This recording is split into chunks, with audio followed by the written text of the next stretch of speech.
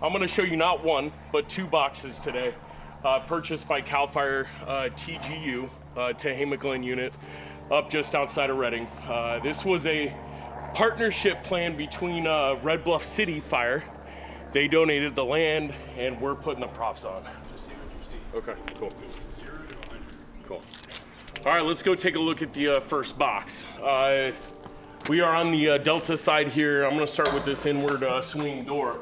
One thing I wanna highlight with this inward swing door is we were able to take two doors that the department previously owned, get them back to our shop, and install them into a box. So that's a feature we're gonna talk on in the near future here, but this particular unit, we have doors that were previously owned, and we had that ability to install them in.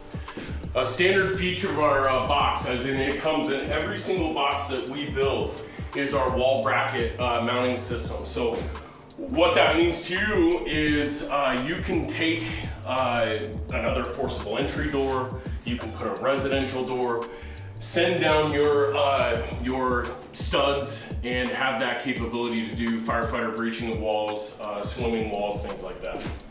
Has two smoke port holes here, and we have some drainage here in the back. All right, so we're bending around to the Alpha side. This is an outward swing door.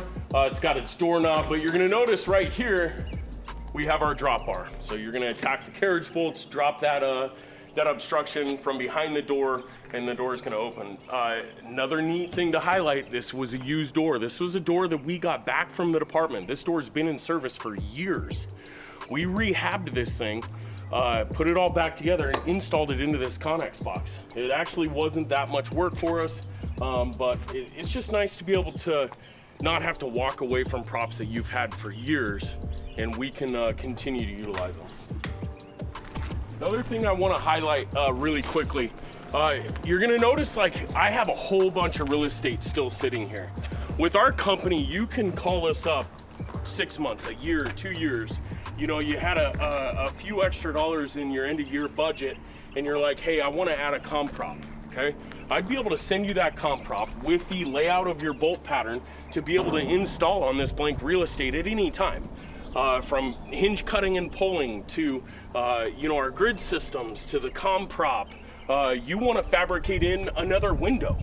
You got a welder, you got a fabricator within your department, or you hire an outside guy, they'd be able to come in and cut in that window. At any point, if they wanted to remove this roof prop and they wanted to throw our roll-up door prop on, it's as simple as coming in here, unpinning this, moving this roof prop to the back, then you would be able to attach the roll-up door prop so you can get your cuts in. Another neat feature with our roof prop, if you wanted to get that commercial setting of a roof, you would actually detach this from the RUD system. You're gonna notice these arms here as well as the wheels, and this will sit completely flat on the ground. What I love seeing is take a 55-gallon drum, cut it at like the 2 foot mark. We can stoke that drum underneath this roof prop so we can get some actual smoke in there. So another cool feature with our roof prop. All right, moving on to box 2. We're gonna start on the Alpha side. We have our security screen door, right? So great for getting reps on the 5% of security screen doors that are a complete pain in the butt. Then we're gonna move into an inward swinging door here, right? So we got our doorknob and our door handle. This is a brand new door that we supplied them. Moving on down the Alpha side, I've got our VES window, which has the burglar bars on it, right? We're getting reps with cutting, you know, in saw position of cutting that burglar bar or pulling the burglar bar off, okay? From there, we have our grid system. Once again, you can attach rebar trees, you can attach hinge cutting and pulling. You can even take a hinge prop and move it from over there to over here. While I'm on it, our hinge cutting and pulling prop, great for taking a consumable hinge, taking that circ saw or saw and practice cutting the hinges on an outward swinging door. Just a feature that I think is a little bit of a lost art, and that's why I love this prop so much. Moving around to the Delta side, you're gonna see that we threw a VES window on that Delta side. I think it's important, right? Kind of break things up. give us a little bit more real estate. Obviously, if you're gonna leave a roll-up door loaded, you're not gonna have access to the VES window, but I think it's an area of our box that has really taken it to the next level when talking about using all of the unused real estate. You're gonna notice on this VES window, it has burglar bars on it. Once again, just like that alpha side, so you can cut or pull that burglar bar. Over here we have our roll-up door, right? So just picture me this whole thing's gonna slide flat. I'm gonna be able to cut that roll-up door. 2 people, we'd be able to load it, lag bolt all the way around. Then I'm gonna pull this roll-up door up so it's vertical so that we can begin our cuts, right? One of the best reps and evolutions you can get on a roll-up door for a commercial setting. Coming around to the Delta side, I have an outward swinging door again. You're gonna notice I've got my drop bar on this, right? So drop bar is extremely important to be able to achieve a door that has been reinforced for whatever reason they choose to do so, okay? Moving on down the Delta side, you're gonna see I have my commercial cutting prop, which is great for getting in, cutting the face, cutting your deadbolt, cutting your latch, and ultimately being able to bring another tool in the toolbox out onto the fire ground to achieve an outward swinging door. We have another grid system. You're gonna notice we actually have our rebar trees installed here and then lock braking right here. You're gonna notice these ports, I can send this rebar on all different angles, right? So I can really get in and practice the saw handling and proper technique to using a saw. Okay? Now we're gonna stretch on inside. All right, just throwing my drop bar in.